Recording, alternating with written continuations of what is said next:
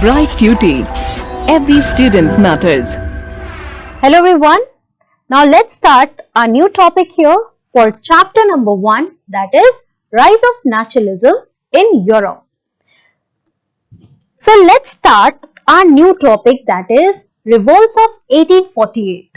Now students, in your book we have this topic, that is Results of the Revolt of 1848 or Revolts of 1848.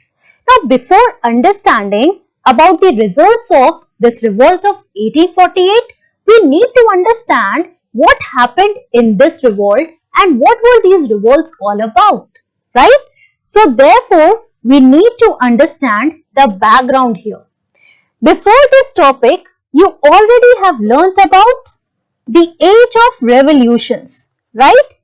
We started our main topic, that is age of revolutions between the period 1830 and 1848. Now let us go back in this period. When we are talking about the 1830s period, we see that there was the situation of turmoil in Europe. Now let us see why was this situation created there. So in 1830s or 1830s was a period of economic hardships in Europe. Now do you know why are we using this term, that is economic hardships? Now when you will learn about this period, students, you will see that during this period there was rise in population in Europe.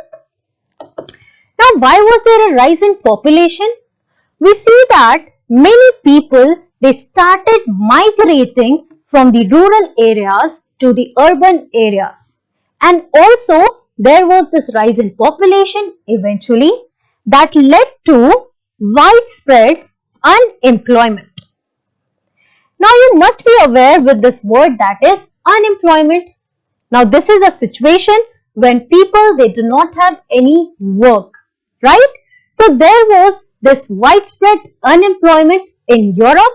Also, it led to food shortages in Europe. So we see that this period started with economic hardships. So rise in population, widespread unemployment, food shortages, rise in food prices, all these comprised together and created a situation of turmoil, situation of change that was not good in Europe, right? Particularly in the year 1848, what do we see?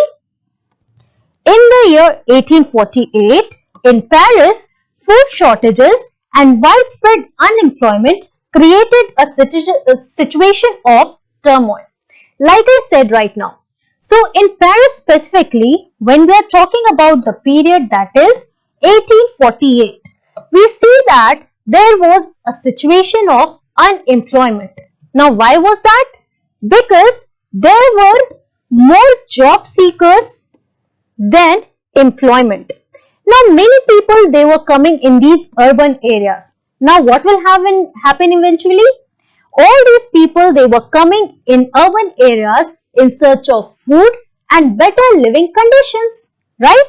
But here we see that there are so many people who do not have any work to do. So there were more job seekers than the employment in these areas, specifically in Paris. Apart from this, we see that due to rise in population, there was the situation of food shortages, as in people were not able to feed themselves with enough food, and this led to the situation of turmoil that was devastating for the people who were living in these regions, right? Apart from this, in other European countries, educated middle class, they started their revolution. Now we learned about the saga of poor people in Paris. All these poor people, they came on road, they wanted to revolt against the monarch. And who was the monarch there? So it was Louis Philippe. Now Louis Philippe, he was forced to flee from that region, right? So angry people, they went on roads, they revolted against the autocrat monarchy, and also they wanted the king to flee from that place, from Paris, right? And likewise, in other European countries, what do we observe? We see that the educated middle class.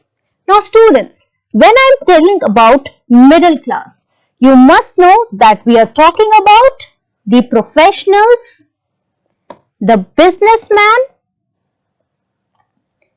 or the businessmen and the artisans, professional artisans, right? So all these people, they come under the middle class. We see that they also started their revolution. Now remember, we are talking about the revolts of 1848. So in different regions, people are fighting for their own rights. Okay? They are challenging the autocrat monarchy that was established in Europe in different regions, be it France, be it Germany or any other region, right? So in France, it led to the abdication of the monarch. Now what do we see here? That Louis Philippe, he was forced to flee from that region and eventually he had to abdicate. Now the term abdication here, it means formally renounce from the throne. So he had to give up his title of king, right? He had to renounce from his post of the king. So this happened in France, right? As you can see the image here, it shows the revolt of 1848 and the chaotic situation that took place in this region. Now, moving on to our main topic here. So this was a background on the revolts that were taking place in different regions and what happened, right? Now let us understand the results of the revolts of 1848. Here you mainly learnt about France. Similar situations took place in different regions like that of Germany and some other European countries, right? So what happened after the revolt? What were the repercussions of the revolt? So the first point that you have to remember is that liberal movements, they were crushed, but old order was shaken. Now the best example here is to learn from the situation of France, that the monarch had to abdicate. He had to formally renounce from his throne. So definitely the old order, that is the monarchy, it was shaken. And at the same time, these liberal movements, they were also crushed by the autocrats. Okay? The second point that you have to remember is that realization by the monarchs that absolute power was coming to end. Yes, students. Now these terms, they are not new for you. Why? Because you already have learned it in class 9 and here you are learning in class 10 that the absolute power, the sole right of the monarchs, it was coming to an end. And right now, they were realizing it. During which period? After the revolts of 1848. Now, this was the second outcome or the result of the revolts of 1848. The third one here is new reforms were introduced in Eastern and Central Europe. Yes, students. Now, whenever we look at the map of Europe, we see that this is a vast area.